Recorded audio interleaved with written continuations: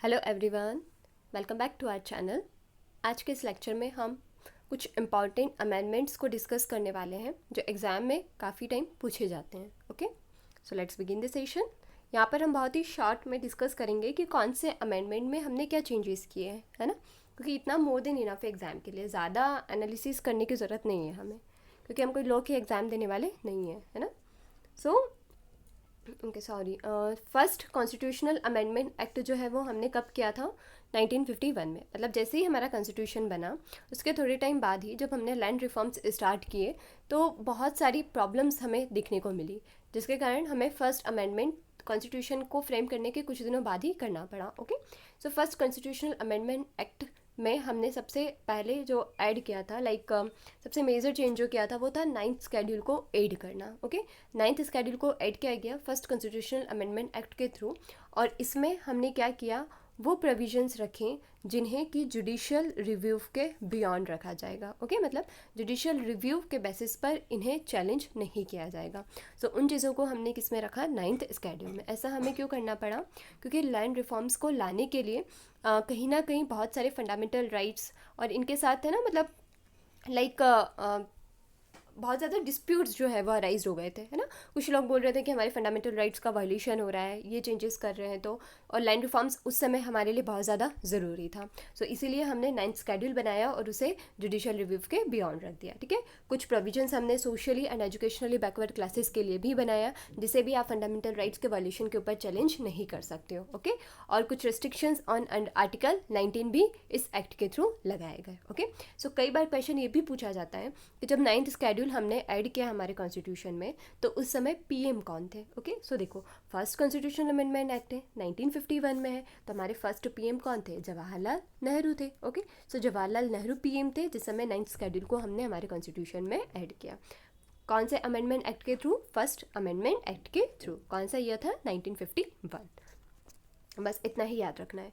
Then seventh constitutional amendment act कब किया हमने? 1956 में। इसमें हमने दो चेंजेस किए थे। पहला कि जो इस अमेंडमेंट के थ्रू हमने क्या बोला कि हम एक हाई कोर्ट को इस्टेब्लिश कर सकते हैं 2 और मोर स्टेट्स के लिए। ओके, मतलब कॉमन हाई कोर्ट हो सकता है 2 और मोर स्टेट्स के लिए।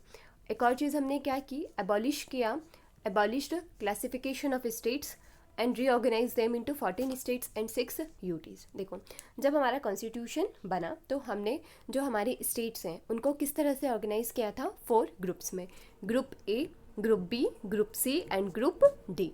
बट फिर कुछ टाइम के बाद हमारे स्टेट्स डिमांड करने लगे कि उन्हें अपना जो क्लासिफिकेशन है वो किस बेसिस पर चाहिए? लैंग्वेज के बेसिस पर, है ना, लिंग्विस्टिक बेसिस पर स्टेट्स को डिवाइड किया जाना चाहिए। इस तरह की डिमांड्स जो है वो बहुत ज़्यादा उठने लगी, स्पेशली सदर्न स्टेट्स में। बट हमारे लीडर्स जो हैं वो लैंग्वेज के बेसिस पर स्टेट्स को डिवाइड करना नहीं चाहते थे। क्यों? क्योंकि अभी अभी पाकिस्तान हमसे अलग हुआ था, ईस्ट पाकिस्तान बना था, है ना, और हम नहीं चाहते थे कि फिर से इस तरह के कुछ रियॉट्स आएँ और हमारी यूनिटी ब्रेक हो और फिर से जो डिवीज़न है वो डिमांड करने लगे स्टेट्स, है ना, पार्टीशन डिमांड करने लगे।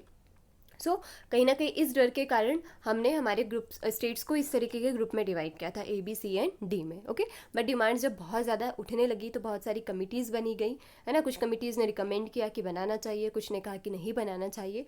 Eight the end Fazal Ali committee जो है ना, फैज़ल अली कमेटी की रिकमेंडेशन पर, मतलब इन्होंने 3 चीज़ें बोली कि हम लैंग्वेज के बेसिस पर स्टेट्स बना सकते हैं, बट केवल लैंग्वेज ही नहीं, उसमें हम एडमिनिस्ट्रेशन, टेरिटरी, इनको भी इंक्लूड करेंगे। ओके, और यदि हम लैंग्वेज के बेसिस पर, जो फैज़ल अली कमेटी ने कहा है ना कि अगर हम लैंग्वेज के बेसिस पर स्टेट्स का डिवीज़न भी करते हैं तो इससे हमारी यूनिटी ब्रेक नहीं होगी, बल्कि हमारी यूनिटी और ज़्यादा स्ट्रांग होगी। क्यों?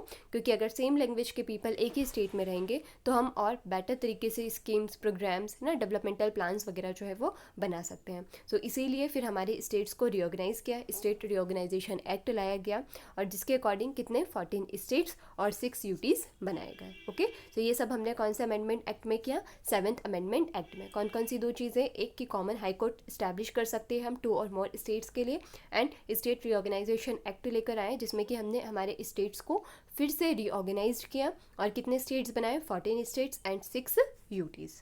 Fine. Now 24th constitutional amendment act 1971। इस एक्ट में हमने बहुत ज़्यादा चेंजेस इस तरह के चेंजेस किए हैं जो कहीं ना कहीं according to the objectives of constitution नहीं थे, है ना, अगेंस्ट थे। जैसे कि इसमें पार्लियामेंट को ज़्यादा पावरफुल बनाने पर जोर दिया गया ना। इस समय जो गवर्नमेंट है वो किसकी थी? इंदिरा गांधी की गवर्नमेंट थी। ओके, सो इन्होंने क्या किया, पार्लियामेंट को ज़्यादा इंपॉर्टेंस देना स्टार्ट कर दिया। पार्लियामेंट को ये ज़्यादा पावरफुल बनाना चाहते थे, इसलिए इन्होंने पार्लियामेंट में कुछ ऐसे लॉज इनेक्ट किए जिसके बेसिस पर कॉन्स्टिट्यूशन में किसी भी पार्ट को अमेंड किया जा सकता है ना, इंक्लूडिंग फंडामेंटल राइट्स। और प्रेसिडेंट के ऊपर ये बाउंडेशन लगा दिया कि यदि कॉन्स्टिट्यूशनल अमेंडमेंट बिल असेंट के लिए प्रेसिडेंट के पास आता है तो वो उन्हें डिनाई नहीं कर सकते। ठीक है, मतलब एट दी एंड जो ऑब्जेक्टिव है इस अमेंडमेंट का वो क्या था? पार्लियामेंट को ज़्यादा पावरफुल बनाना, मतलब कि गवर्नमेंट को ज़्यादा पावरफुल बनाना। ठीक है, सो कौन से दो चेंजेस? पार्लियामेंट किसी भी पार्ट को कॉन्स्टिट्यूशन के चेंज कर सकता है और प्रेसिडेंट कॉन्स्टिट्यूशनल अमेंडमेंट बिल पर असेंट देने के लिए मना नहीं कर सकते।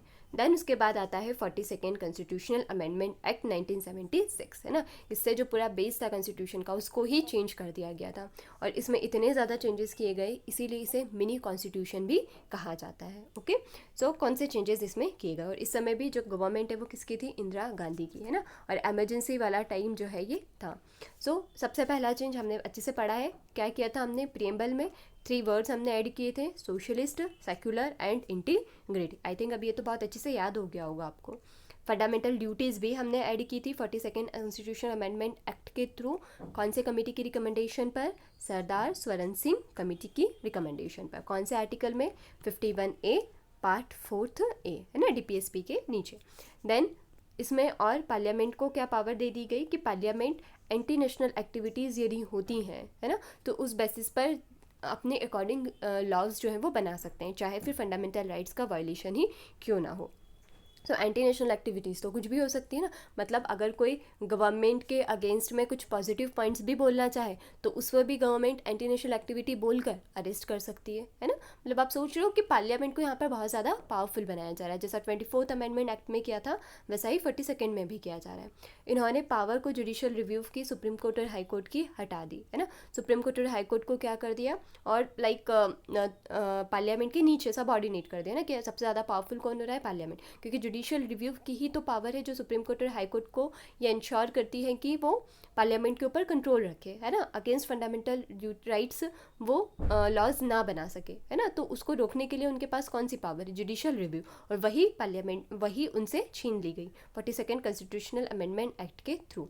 देन जो टेन्योर था लोकसभा और स्टेट लेजिस्लेटिव असेंबली का, उसको भी 5 ईयर्स से बढ़ाकर कितना कर दिया गया? 6 years. Then 5 subjects from state list कहाँ पर डाल दिए गए? कॉन्करेंट लिस्ट में। मतलब यहाँ पर भी पावरफुल कौन बन रहा है? स्टेट, सेंट्रल बन रहा है ना, स्टेट की पावर छीन रहा है कि स्टेट लिस्ट के सब्जेक्ट्स को कॉन्करेंट में डाल दिया। और कॉन्करेंट लिस्ट में यदि कोई सब्जेक्ट्स आ जाते हैं तो उन सब्जेक्ट्स पर स्टेट गवर्नमेंट भी लॉ बना सकता है और सेंट्रल गवर्नमेंट भी बना सकता है। ठीक है, और अगर मान लो दोनों ही गवर्नमेंट ने सेम सब्जेक्ट पर लॉ बना दिया तो हमेशा कौन सा लॉ प्रिवेल करता है? सेंटर का। Fine. Then added 3 new DPSP, और 3 नए DPSP को भी ऐड किया गया। तो कौन कौन से चेंजेस किए हमने 42nd में? प्रेम्बल में 3 वर्ड्स हमने ऐड किए और वही पहला अमेंडमेंट भी था प्रेम्बल में और लास्ट भी अभी तक का। देन फंडामेंटल ड्यूटीज़ को ऐड किया। पार्लियामेंट एंटी नेशनल एक्टिविटीज से रिलेटेड लॉज बना सकता है। सुप्रीम कोर्ट और हाई कोर्ट की जो पावर्स थी जुडिशियल रिव्यू की उसको हटा दिया गया। टेन्योर जो है वो लेजिस्लेटिव असेंबली और लोकसभा का 5 साल से 6 साल कर दिया।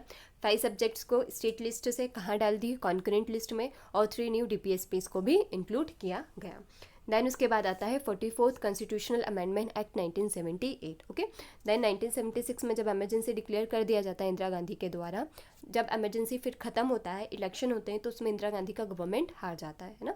और कौन सा पार्टी आता है फिर? जनता दल। तो जनता दल पार्टी जो है वो फिर से कॉन्स्टिट्यूशन या पार्लियामेंट की पावर को रिस्टोर करने की कोशिश करते हैं। ओके, तो जो अमेंडमेंट्स 42nd में किए गए थे जो अगेंस्ट थे कॉन्स्टिट्यूशन के या स्पिरिट ऑफ द कॉन्स्टिट्यूशन के, उन्हें फिर से रिस्टोर किया गया।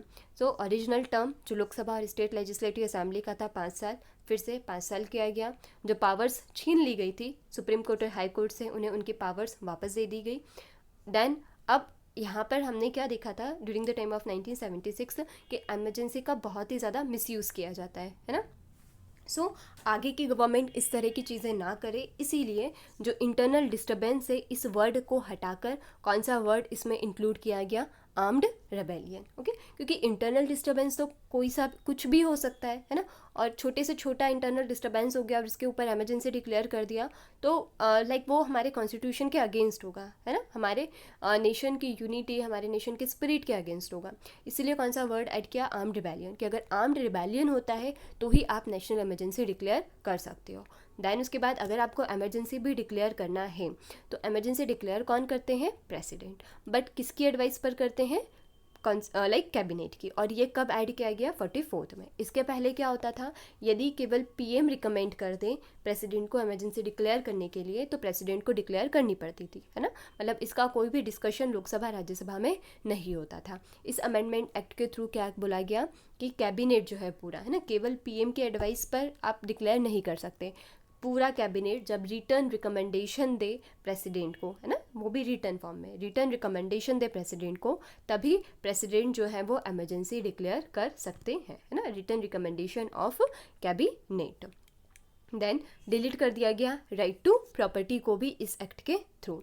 देन उसके बाद fundamental rights under article 20 and 21 को आप सस्पेंड नहीं कर सकते, चाहे फिर नेशनल इमरजेंसी उस समय एग्जिस्ट कर रही हो या नहीं कर रही हो, ओके। 20 और 21 किसी भी कंडीशन में सस्पेंड नहीं होंगे, अदर देन 20 एंड 21 आप सस्पेंड कर सकते हो, ठीक है। उसके बाद भी जो आर्टिकल 19 होता है ना, ये केवल तभी सस्पेंड होता है जब नेशनल इमरजेंसी लगाई गई हो, अगर एक्सटर्नल वॉर हो तो, है ना, ये फैक्ट भी आप याद कर सकते हो। बट यहाँ पर जो 44th अमेंडमेंट एक्ट है उसमें केवल हमने आर्टिकल 20 एंड 21 की ही बातें की हैं। Then 52nd constitutional amendment act 1985, जो 52nd कॉन्स्टिट्यूशनल अमेंडमेंट एक्ट था, इसके थ्रू हमने हमारे कॉन्स्टिट्यूशन में 10th स्केड्यूल ऐड किया, जो किससे डील करता है, एंटी डिफेक्शन से, है ना, दर बदली, जो वो पॉलिटिकल पार्टीज़ को, है ना, दर बदल करते थे पॉलिटिकल लीडर्स, जैसे एक पार्टी को छोड़कर दूसरी पार्टी में चले गए, तो उससे क्या होता है, बहुत सारे लाइक जो डेमोक्रेसी है ना वो कहीं ना कहीं हार्म होती है, क्योंकि कोई भी इंडिविजुअल्स जो हैं जब राइट टू लाइक वोट देते हैं वो, तो वो पॉलिटिकल पार्टी के बेसिस पर देते हैं ना, लीडर के बेसिस पर देते हैं, तो कहीं ना कहीं उस प्रिंसिपल को ये हार्म करता है। इसीलिए 10th स्केड्यूल को ऐड किया गया जिसमें कि एंटी डिफेक्शन को इंक्लूड किया गया। फाइन। 9th स्केड्यूल किसके थ्रू हमने ऐड किया था, फर्स्ट कॉन्स्टिट्यूशनल अमेंडमेंट एक्ट के थ्रू 1951 में। कौन थे प्रेसिडेंट, जवाहरलाल नेहरू। जो भी 9th स्केड्यूल में चीज़ें ऐड की गई वो बियॉन्ड जुडिशियल रिव्यू आती है, ओके, इसे अब हटा दिया गया है। वैसे 61st कॉन्स्टिट्यूशनल अमेंडमेंट एक्ट 1989, इसके थ्रू हमने क्या चेंजेस किए कॉन्स्टिट्यूशन में, वोटिंग एज को रिड्यूस कर दिया हमने 21 से 18। ये मैंने पहले भी लर्न करने का तरीका बताया था, 61 यहाँ से ये 2, तो 21 से 18 कर दिया, मतलब रिड्यूस कर दिया हमने वोटिंग एज को। Then 65th constitutional amendment act 1990 के थ्रू हमने क्या बनाया, national commission for SC and ST, okay. पहले क्या होता था, ये एक सिंपल कमीशन था, बट यहाँ से हमने उन्हें क्या, एक कॉन्स्टिट्यूशनल स्टेटस जो है ना, एक सेपरेट कमीशन जो है वो बना दिया, national commission for SC and ST। Then 73rd constitutional amendment act 1992, ये बहुत ही इंपॉर्टेंट है ना, इसमें हमने पंचायत में बहुत ज़्यादा चेंजेस किए कि पंचायत के जो इलेक्शंस होंगे, पहले क्या होता था इलेक्शंस रेगुलरली नहीं होते थे, इलेक्शन जो है वो मैंडेटरी कर दिया, इलेक्शन होगा, इसके लिए हमने स्टेट इलेक्शन कमीशन को भी बनाया। स्टेट इलेक्शन कमीशन के ऊपर 2 रिस्पॉन्सिबिलिटी होती है, पंचायत के इलेक्शन कंडक्ट करवाना और म्यूनसिपैलिटीज़ के इलेक्शन कंडक्ट करवाना, ठीक है। इसके लिए हमने स्केड्यूल 11 ऐड किया और पार्ट 9 ऐड किया, ठीक है, जो किससे डील करता है, पंचायत से। तो 3 स्केड्यूल हमने अभी तक पढ़ लिए, 9th schedule, 10th schedule anti defection, 11th schedule panchayat, और अभी हम 12th पढ़ेंगे जो किससे रिलेटेड है म्यूनसिपैलिटीज़ से। Then 74th constitutional amendment act 1992 municipalities से डील करता है, कौन से स्केड्यूल में आता है, 12 पार्ट 9A, ओके। इसमें भी वही कि म्यूनसिपैलिटीज़ के इलेक्शन भी मैंडेटरी होंगे, स्टेट इलेक्शन कमीशन बनाया गया जो इनके इलेक्शंस कंडक्ट करवाएगा, कौन से स्केड्यूल में है, स्केड्यूल 12। दैन उसके बाद 86th कॉन्स्टिट्यूशनल अमेंडमेंट एक्ट 2002, देखो इसमें हमने जो भी चेंजेस किए हैं वो सब किससे रिलेटेड है, एजुकेशन से रिलेटेड है, ओके। सो 86 फॉर एजुकेशन, ऐसे आप याद रख सकते हो। सबसे पहले हमने आर्टिकल 21A ऐड किया जिसमें कि हमने एलिमेंट्री एजुकेशन को फंडामेंटल राइट बना दिया, है ना। एलिमेंट्री एजुकेशन 6 to 14 ईयर्स तक एजुकेशन देना स्टेट की रिस्पॉन्सिबिलिटी है। आर्टिकल 45 में चाइल्डहुड केयर एंड एजुकेशन से रिलेटेड हमने एक DPS भी इंक्लूड किया कि जब भी स्टेट कुछ पॉलिसीज़ वगैरह फ्रेम करता है तो ये स्टेट की रिस्पॉन्सिबिलिटी होगी कि वो चाइल्डहुड केयर और उनके एजुकेशन के लिए भी पॉलिसीज़ फ्रेम करें। और आर्टिकल 51A ड्यूटी, तो ये बाउंड करता है पेरेंट्स और गार्जियंस को कि वो अपने बच्चे को एजुकेशनल अपॉर्चुनिटीज़ प्रोवाइड करें। ये सारी चीज़ें हमने किसके थ्रू ऐड की हैं? 86 कॉन्स्टिट्यूशनल अमेंडमेंट एक्ट के थ्रू। वोटिंग एज हमने कौन सा अमेंडमेंट एक्ट के थ्रू रिड्यूस किया है? Voting as 61। ओके, सर 21 है ना, तो ये 61। देन 101 कॉन्स्टिट्यूशनल अमेंडमेंट एक्ट के थ्रू हमने क्या ऐड किया था? GST, goods and services tax. 102 amendment के थ्रू हमने national commission for backward class बनाया और इसको हमने कॉन्स्टिट्यूशनल स्टेटस दिया। ठीक है। 103 कॉन्स्टिट्यूशनल अमेंडमेंट एक्ट, ये किससे रिलेटेड है? जो जनरल कैटेगरी है उसमें जो इकोनॉमिकली वीकर सेक्शन है उनको 10% रिजर्वेशन प्रोवाइड करना। तो इसके लिए कौन सा अमेंडमेंट एक्ट है? 103 constitutional amendment act. So I think आपको इतने अमेंडमेंट समझ में आ गए होंगे, है ना। सबसे ज़्यादा देखो इंपॉर्टेंट अमेंडमेंट्स जो है वो 42nd आपको याद रखना है एंड 44th याद रखना है। ठीक है, सबसे इंपॉर्टेंट है 42nd mini constitution, preamble, fundamental duties, है ना, सुप्रीम कोर्ट हाई कोर्ट की पावर रिड्यूस कर दिया। ये सारी चीज़ें आपको अच्छे से याद करना है। फिर 61st किससे डील करता है? वोटिंग एज को रिड्यूस करने से। 86 एजुकेशन, है ना, 86 एजुकेशन में 21A आर्टिकल, देन उसके बाद कौन सा आर्टिकल पढ़ा था हमने? आई थिंक 41 था, है ना, कौन सा था, रुको देख लेते हैं एक बार हम। यस सॉरी 45 था, है ना, आर्टिकल 45 एंड 51A। तो आई थिंक अगर आप इतना पढ़ लेते हैं तो आपकी एग्जाम्स के क्वेश्चंस तो आराम से आप अटेंड कर सकते हो। सो नेक्स्ट क्लास में मिलते हैं हम कुछ इसी तरीके के इंटरेस्टिंग टॉपिक के साथ। Thank you.